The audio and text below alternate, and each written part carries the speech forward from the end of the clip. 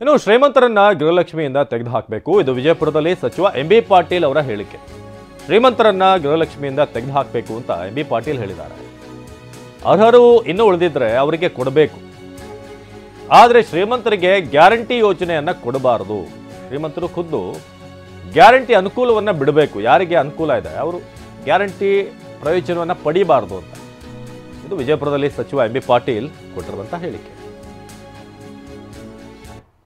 ಸ್ವಾಭಾವಿಕವಾಗಿ ನೋಡಿ, ಒಂದು ಹೇಳ್ತೀನಿ, ಅದು ನನಗೆ ಗೊತ್ತಿಲ್ಲ, ತೆಗೆದು ಹಾಕಬೇಕು ಅಂತ ಚಿಂತನೆ ಆಗಿಲ್ಲ. ಬಟ್ ಒಂದು ಮಾತ್ರ ಹೇಳ್ತೇನೆ, ಶ್ರೀಮಂತರು ತಗೋಬಾರ್ದು. ಈಗ ಎಂ ಬಿ ಪಾಟೀಲ್ ಗೃಹಲಕ್ಷ್ಮಿ ತಗೋತಿದ್ರು ತಪ್ಪಲ್ಲ.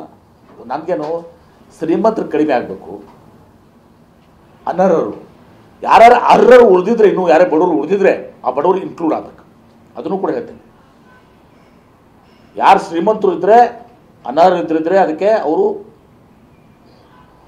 ಖುದ್ದಾಗಿ ಹೊರಗೆ ಹೋಗ್ಬೇಕು ಅಂದು, ಅಥವಾ ಸರ್ಕಾರ ಅದನ್ನು ತೆಗೆಯುವಂಥ ಯೋಚನೆ ಮಾಡಬೇಕು. ಅನರ್ಹ ಯಾರ್ಯಾರು ಬಿಟ್ಟು ಹೋಗಿದ್ರೆ ಪಾಪ ಬಡವರು, ಆ ಬಡವರನ್ನ ಸೇರಿಸುವಂಥದ್ದು ಆಗ್ಬೇಕು. ಸ್ವಾಭಾವಿಕವಾಗಿ ನೋಡಿ, ಒಂದು ಹೇಳ್ತೀನಿ,